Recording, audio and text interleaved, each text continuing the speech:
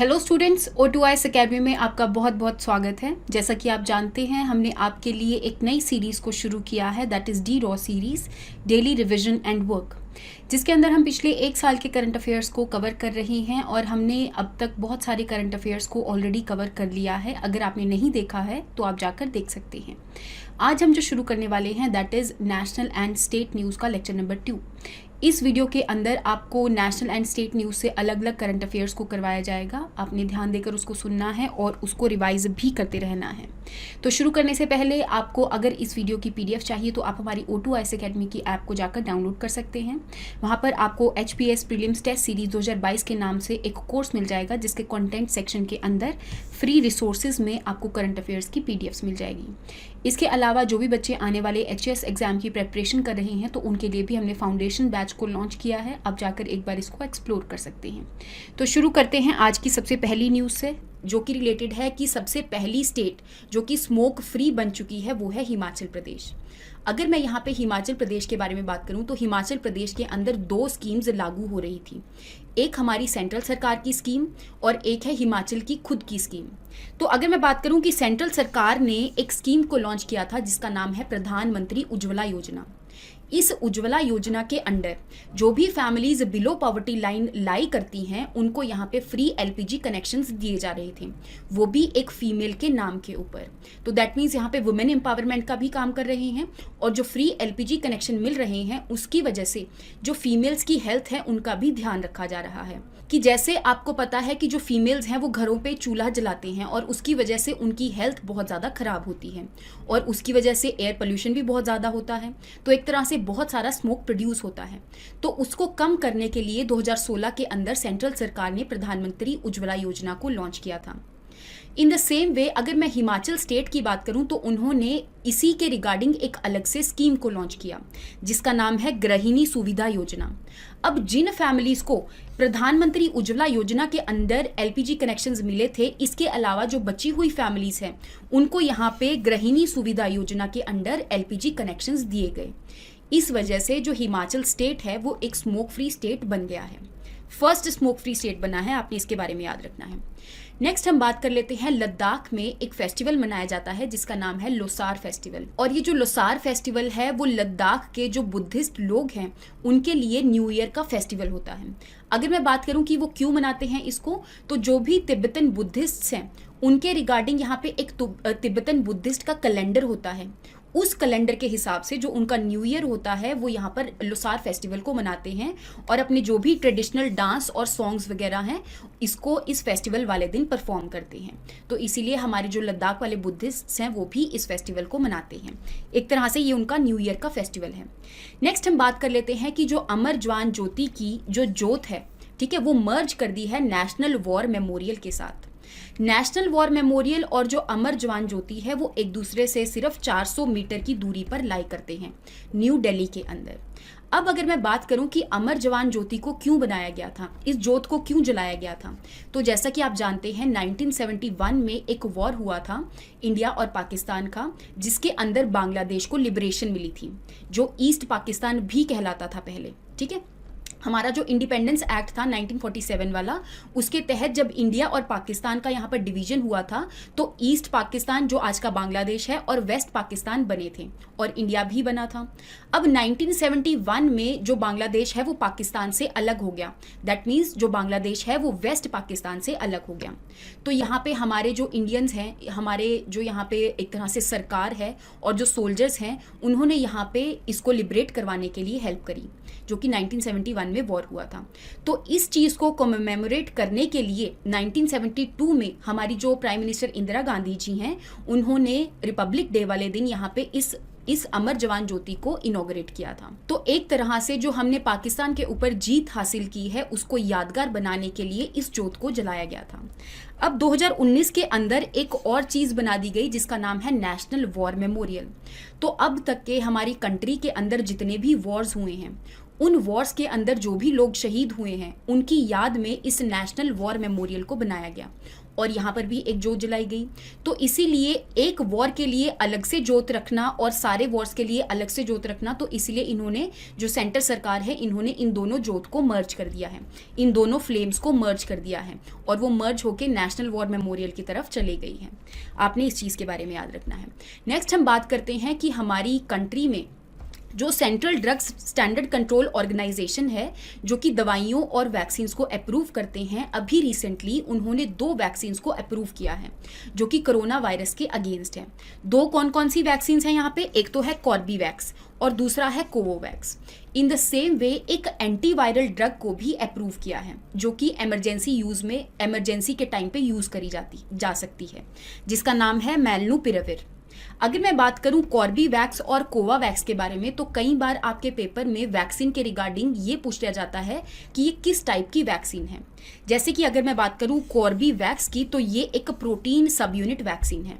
देखो यहाँ पे जो वैक्सीन्स है वो अलग अलग टाइप की हो सकती हैं, जैसे डीएनए वैक्सीन हो सकती है, आरएनए वैक्सीन हो सकती है और प्रोटीन वैक्सीन भी हो सकती है। होता क्या है, जब भी कोई ऑर्गेनिज्म आपकी बॉडी के अंदर एंटर करता है तो उस टाइम पे आपकी बॉडी उस ऑर्गेनिज्म को रिकॉग्नाइज करती है और उसके अगेंस्ट कुछ सेल्स बनाती है, जिसकी वजह से वो ऑर्गेनिज्म मर जाता है और उन सेल्स को हम कहते हैं एंटीबॉडीज। ठीक है।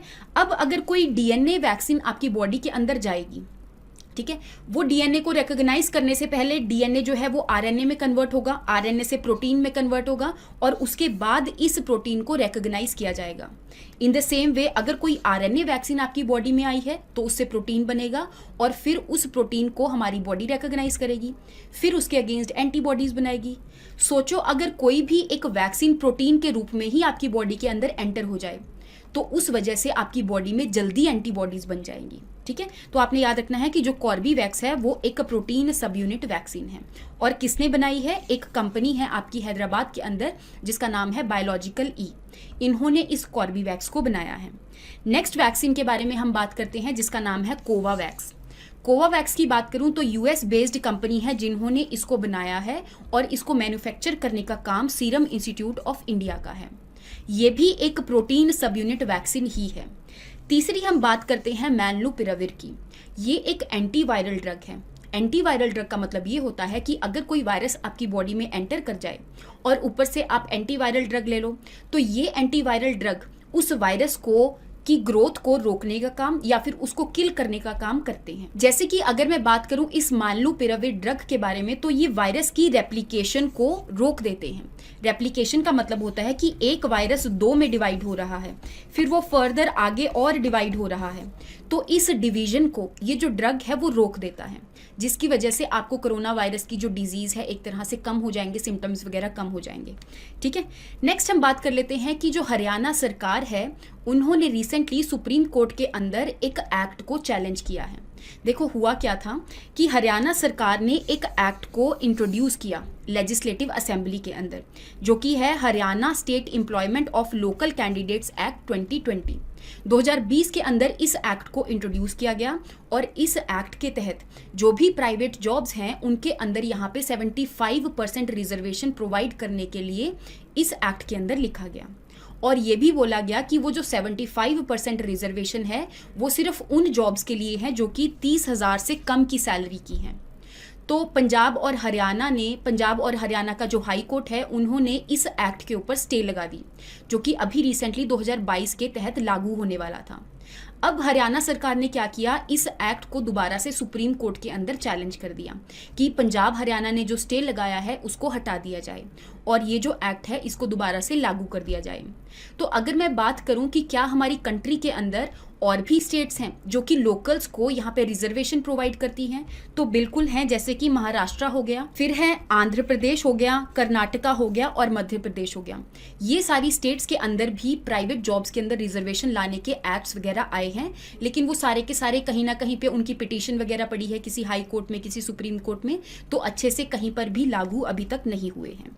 नेक्स्ट हम बात कर लेते हैं कि जो जस्टिस रोहिणी कमीशन है इस कमीशन का जो टेन्योर है अभी 6 महीने के लिए दोबारा से एक्सटेंड कर दिया गया है। अगर मैं बात करूं कि इस कमीशन को क्यों बनाया गया था, तो 2017 के अंदर एक कमीशन बनाया गया जिसके अंदर 4 मेंबर्स थे और इस कमीशन को हेड कर रहे थे जस्टिस जी रोहिणी। ठीक है, इसीलिए इसका नाम है justice G Rohini commission.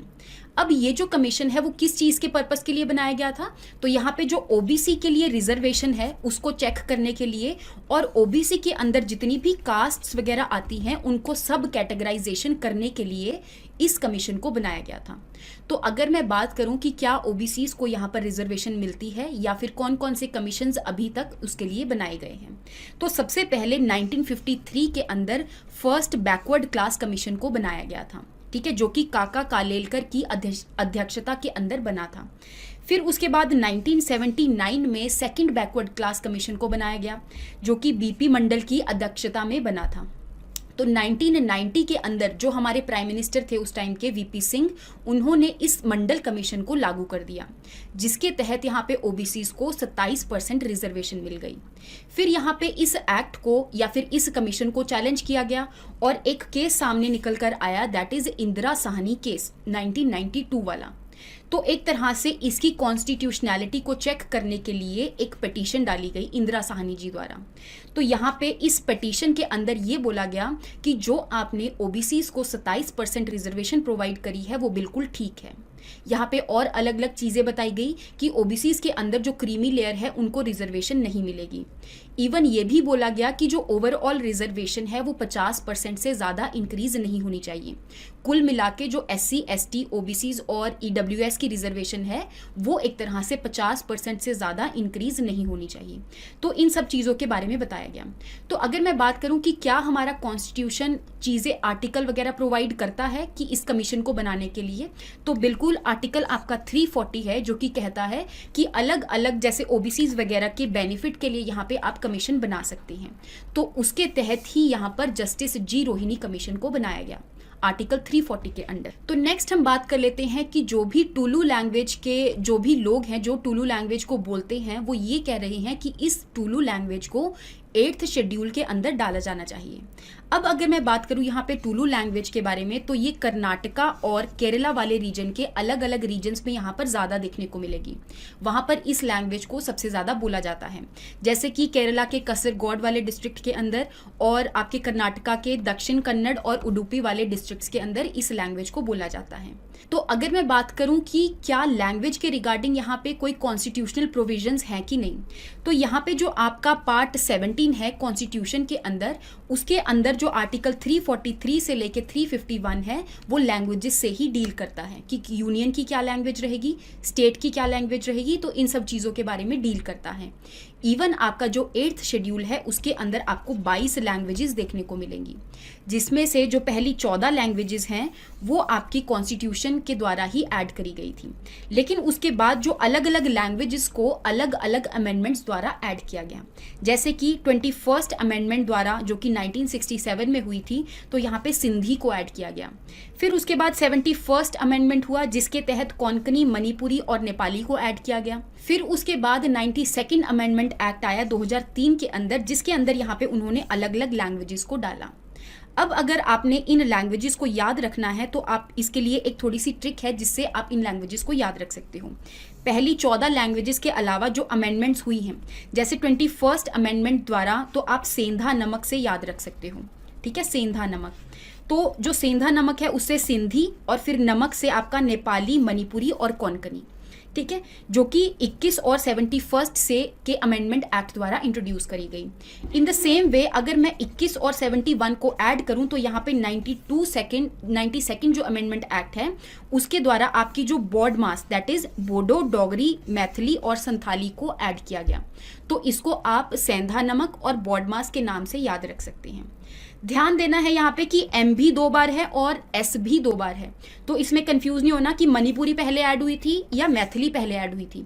In the same way आपकी सिंधी पहले ऐड हुई थी या फिर संथाली पहले ऐड हुई थी। तो इन चीज़ों के बारे में आपने ध्यान रखना है। नेक्स्ट हम बात कर लेते हैं कि एक नई मिनिस्ट्री बनाई गई है जिसका नाम है मिनिस्ट्री ऑफ कॉपरेशन। तो जैसा कि आप जानते हैं कि हमारी कंट्री के अंदर कोऑपरेटिव सोसाइटीज़ बनाने के लिए यहाँ पे अलग अलग प्रोविजंस हैं। इवन हमारे कॉन्स्टिट्यूशन के अंदर भी अमेंडमेंट्स वगैरह हुए जिसके तहत हमने कोऑपरेटिव सोसाइटीज़ को रिकॉग्नाइज करने का काम किया।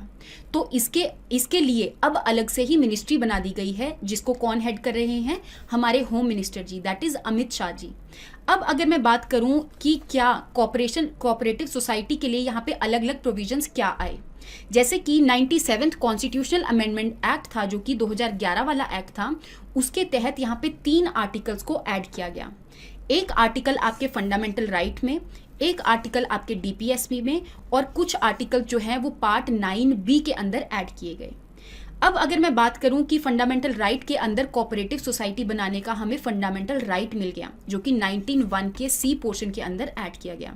In the same way DPSP के 43B के अंदर यहाँ पर कोऑपरेटिव सोसाइटी बनाने के लिए यहाँ पे प्रोविजंस को ऐड किया गया। इन द सेम वे जैसा कि आप जानते हैं कि जो पार्ट 9 है आपका, जो कि पंचायती राज इंस्टीट्यूशंस, और जो पार्ट 9A है आपका म्यूनिसिपैलिटीज से बिलोंग करता है। तो यहाँ पे एक और पार्ट को ऐड किया गया जो कि कोऑपरेटिव सोसाइटी से रिगार्डिंग था। तो यहाँ पे कोऑपरेटिव सोसाइटी बनाने के अलग अलग प्रोविजंस को कुछ आर्टिकल्स के अंदर ऐड किया गया। बाकी मैंने आपको कोऑपरेटिव सोसाइटी के बारे में बता ही दिया है कि ये एक ऐसी सोसाइटी है जिसके अंदर जो लोग हैं एक दूसरे के साथ मिलकर आते हैं, फंड्स वगैरह कलेक्ट करते हैं और किसी नई चीज़ को शुरू करते हैं। जैसे कि जो भी आपको कोऑपरेटिव बैंक्स वगैरह मिलेंगे तो वो इसी पर्पस के ऊपर बेस्ड हैं। नेक्स्ट हम बात कर लेते हैं कि जो पब्लिक अकाउंट्स कमेटी है उसके 100 साल पूरे हो चुके हैं। तो 1919 के अंदर एक एक्ट आया था जो कि गवर्नमेंट ऑफ इंडिया एक्ट था 1919 वाला। इसके तहत यहाँ पे पब्लिक अकाउंट्स कमेटी को बनाने की बात करी गई थी और अल्टीमेटली ये जो कमेटी है सबसे पहली बार 1921 के अंदर बनी थी।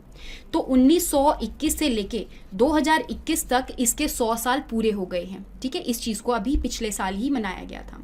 तो अगर मैं बात करूं पब्लिक अकाउंट कमेटी के बारे में तो यहाँ पे इसके अंदर 22 मेंबर्स होते हैं, जिसमें से 15 मेंबर्स जो है वो लोकसभा से आते हैं और 7 मेंबर्स जो है वो राज्यसभा से आते हैं।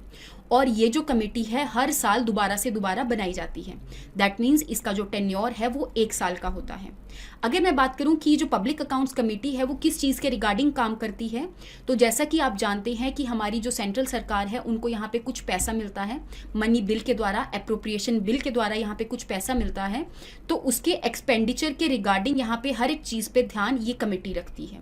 ठीक है, दैट मीन्स जो सेंट्रल सरकार के जो भी फाइनेंसेस वगैरह हैं उनके ऊपर ये कमेटी ध्यान रखती है। नेक्स्ट हम बात कर लेते हैं कि हमारी कैबिनेट ने, कैबिनेट का मतलब है यहाँ पे हमारी जो एक तरह से प्राइम मिनिस्टर हैं और उनके कुछ मिनिस्टर्स, जैसे होम मिनिस्टर हो गया, डिफेंस मिनिस्टर हो गया, यहाँ पे फाइनेंस मिनिस्टर हो गया, उनको कैबिनेट बोल देते हैं। ठीक है, तो जो मेन मिनिस्टर्स होते हैं उन्होंने रिसेंटली वेस्ट बंगाल की जो लेजिस्लेटिव काउंसिल है उसको बनाने के लिए एक रेजोल्यूशन को अप्रूव किया है।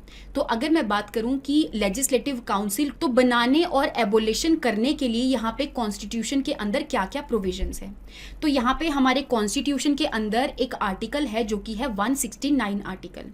इसके तहत किसी भी स्टेट के अंदर लेजिस्लेटिव काउंसिल को बनाया जा सकता है और बिगाड़ा जा सकता है। बिगाड़ा इन द सेंस उसको दोबारा से बंद किया जा सकता है। ठीक है, अगर मैं लेजिस्लेटिव काउंसिल की बात करूं तो लेजिस्लेटिव काउंसिल आपकी विधान परिषद होती है। इन द सेम वे अगर मैं लेजिस्लेटिव असेंबली की बात करूं तो ये विधान सभा होती है। तो दैट मीन्स विधान परिषद को बनाने और एबोलिशन करने के लिए यहाँ पे एक आर्टिकल है जिसके तहत हम इसको बना सकते हैं।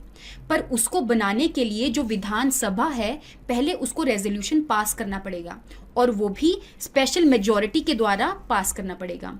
फिर ये जो रेजोल्यूशन है वो कैबिनेट के पास जाता है। अगर उन्होंने अप्रूव कर दिया इसको, फिर इस स्टेट के अंदर लेजिस्लेटिव काउंसिल, दैट मीन्स जो विधान परिषद है वो बन जाती है। तो रिसेंटली अभी कैबिनेट ने इस चीज़ को अप्रूव कर दिया है। तो यहाँ पे वेस्ट बंगाल के अंदर लेजिस्लेटिव काउंसिल बनाने का काम चल रहा है। अब यहाँ पे हमारे कॉन्स्टिट्यूशन में एक और आर्टिकल है जो कि आर्टिकल 171 है। इस आर्टिकल के तहत ये बोला गया कि जो विधान परिषद है उसके अंदर जो मेंबर्स होंगे वो हमेशा उतने ही मेंबर्स होंगे जो कि विधान सभा के 1/3 हैं। दैट मीन्स जितने मेंबर्स विधानसभा के अंदर हैं उसको अगर मैं 3 से डिवाइड कर दूं तो उतने मेंबर्स विधान परिषद के अंदर हो सकते हैं। लेकिन एक चीज़ का ध्यान देना है कि वो 40 से कम नहीं होने चाहिए, 40 से हमेशा ज़्यादा होने चाहिए। तो ये जो है वो आर्टिकल 171 के अंदर प्रोवाइड किया गया है। अगर मैं बात करूं कि क्या हमारी कंट्री के अंदर कौन कौन सी ऐसी स्टेट्स हैं जिनके अंदर अभी तक विधान परिषद है, तो यहाँ पे आंध्र प्रदेश, तेलंगाना, महाराष्ट्र, कर्नाटका, उत्तर प्रदेश और बिहार, इन सारी स्टेट्स के अंदर आपको लेजिस्लेटिव काउंसिल्स मिल जाएंगी। ध्यान देना है कि जम्मू कश्मीर के अंदर नहीं है क्योंकि वो यूटी बन चुका है, ठीक है। और इसके बाद वेस्ट बंगाल के अंदर भी आ गया है। दैट मीन्स अभी तक इंडिया की 7 स्टेट्स हैं जिनके अंदर लेजिस्लेटिव काउंसिल्स हैं। नेक्स्ट हम बात कर लेते हैं कि हमारे जो सेंटर है उन्होंने रिसेंटली एक ऑर्डिनेंस निकाला था नवंबर 2021 के अंदर। तो यहाँ पे इस ऑर्डिनेंस के द्वारा जो सीबीआई है और जो इन्फोर्समेंट डायरेक्टरेट है, इनके दोनों के टेन्योर को इंक्रीज करने की बात करी गई। इससे पहले इनका जो टेन्योर था वो 2 साल का था, लेकिन इस ऑर्डिनेंस के द्वारा इनके टेन्योर को 5 साल कर दिया गया। दैट मीन्स 2 साल से 3 साल और बढ़ा दिया गया, 5 साल कर दिया गया। तो अगर मैं बात कर लेती हूँ सबसे पहले ऑर्डिनेंस के बारे में, तो जब भी कोई भी हाउस सेशन में नहीं होता है, दैट मीन्स यहाँ पे लोकसभा और जो राज्यसभा है वो किसी भी सेशन में यहाँ पे पार्लियामेंट में नहीं बैठ रही हैं, उस टाइम पे हमारी प्रेसिडेंट के पास पावर्स होती हैं ऑर्डिनेंस को निकालने की, ठीक है। ये जो ऑर्डिनेंस है इसका एक टर्म होता है, एक टेन्योर होता है जो कि होता है 6 months एंड 6 weeks, ठीक है। इस टाइम के अंदर अंदर इस ऑर्डिनेंस को पार्लियामेंट के अंदर पास करवाना पड़ता है। अगर इसको पास नहीं करवाया तो ये ऑर्डिनेंस लैप्स हो जाता है, ठीक है। तो अगर मैं बात करूं यहाँ पे सबसे पहली बात हम सीबीआई के बारे में बात कर लेते हैं कि सीबीआई कौन सी टाइप की बॉडी है। तो इसको किसी भी एक्ट के द्वारा नहीं बनाया गया। दैट मीन्स ये एक स्टैट्यूटरी बॉडी नहीं है, ना ही इसको कॉन्स्टिट्यूशन के अंदर पहले से लिखा गया। दैट मीन्स ये एक कॉन्स्टिट्यूशनल बॉडी भी नहीं है। इसको एक एग्जीक्यूटिव ऑर्डर के द्वारा बनाया गया, तो ये एक एग्जीक्यूटिव बॉडी है, ठीक है। एक ऑर्डर निकाला गया यहाँ पे सरकार ने और उस टाइम पे इस बॉडी को बनाया गया। तो यहाँ पे जो पावर्स वगैरह हैं इसको एक पर्टिकुलर एक्ट के अंदर मिलते हैं जिसका नाम है Delhi special police establishment act 1946 वाला। इसके अलावा इस बॉडी को इसलिए बनाया गया था ताकि हमारी कंट्री के अंदर जो भी करप्शन हो रही है उसको प्रिवेंट किया जा सके, और इसको एक पर्टिकुलर कमेटी ने ही रेकमेंड किया था जिसका नाम है संथानम कमेटी। और आपने याद रखना है कि जो सीबीआई है वो एक पर्टिकुलर मिनिस्ट्री के अंदर आती है जिसका नाम है ministry of personnel public grievances and pension, जो कि आपकी आईएएस वगैरह सर्विसेज के रिगार्डिंग जो मिनिस्ट्री होती है वो भी सेम मिनिस्ट्री है, ठीक है। इस मिनिस्ट्री के अंदर आती है। नेक्स्ट हम बात कर लेते हैं इन्फोर्समेंट डायरेक्टरेट के बारे में। तो जो इन्फोर्समेंट डायरेक्टरेट है उसको भी एक एग्जीक्यूटिव ऑर्डर के द्वारा बनाया गया। तो सबसे पहले 1956 में बनाया गया। उस टाइम पे इन्फोर्समेंट डायरेक्टरेट का नाम था इन्फोर्समेंट यूनिट, और वो उस टाइम पे एक पर्टिकुलर डिपार्टमेंट के अंदर आती है जिसका नाम है डिपार्टमेंट ऑफ इकोनॉमिक्स अफेयर्स। फिर बाद में 1957 में इसका नाम चेंज कर दिया गया और अभी इसकी जो मिनिस्ट्री है उसको भी चेंज कर दिया गया। तो अभी अगर मैं बात करूं तो जो इन्फोर्समेंट डायरेक्टरेट है वो 1957 में बनी और मिनिस्ट्री ऑफ फाइनेंस के अंदर जो डिपार्टमेंट ऑफ रेवेन्यू है इसके अंदर लाई करती है। क्योंकि ये एक एग्जीक्यूटिव बॉडी है तो इसको किसी ना किसी एक्ट के द्वारा कोई ना कोई पावर्स तो मिलेंगी ही। तो वो कौन कौन से एक्ट हैं जिनके द्वारा इनको पावर्स मिलती है? तो एक है आपका फेमा एक्ट और दूसरा है आपका पीएमएलए एक्ट। फेमा एक्ट जो है वो उस करप्शन को चेक करता है जो कि बाहर से मनी लॉन्ड्रिंग वगैरह हुई है, बाहर से जो भी ब्लैक मनी को एक तरह से हवाला जो होता है ना, केसेस जो होते हैं उनको ब्लैक मनी को वाइट में कन्वर्ट करने की बात करी जाती है। तो उन चीज़ों को जो इन्फोर्समेंट डायरेक्टरेट है वो ध्यान रखती है। तो आपने ध्यान रखना है कि जो फॉरेन एक्सचेंज मैनेजमेंट एक्ट है जिसके तहत फॉरेन एक्सचेंज के टाइम पे जो भी घपला हुआ है उसको ध्यान में रखते हुए इन्फोर्समेंट डायरेक्टरेट इन सारे केसेस से डील करता है। इन द सेम वे जो भी काले मनी को ब्लैक मनी में ब्लैक मनी को यहाँ पे व्हाइट मनी में कन्वर्ट किया जा रहा है उनके केसेस को भी इन्फोर्समेंट डायरेक्टरेट ही देखती है। आई होप आपको इस वीडियो के अंदर करंट अफेयर्स के बारे में समझ में आया होगा। नेक्स्ट क्लास के अंदर हम जो बचे हुए करंट अफेयर्स हैं वो भी जल्दी से जल्दी कवर कर लेंगे। Thank you so much and have a nice day.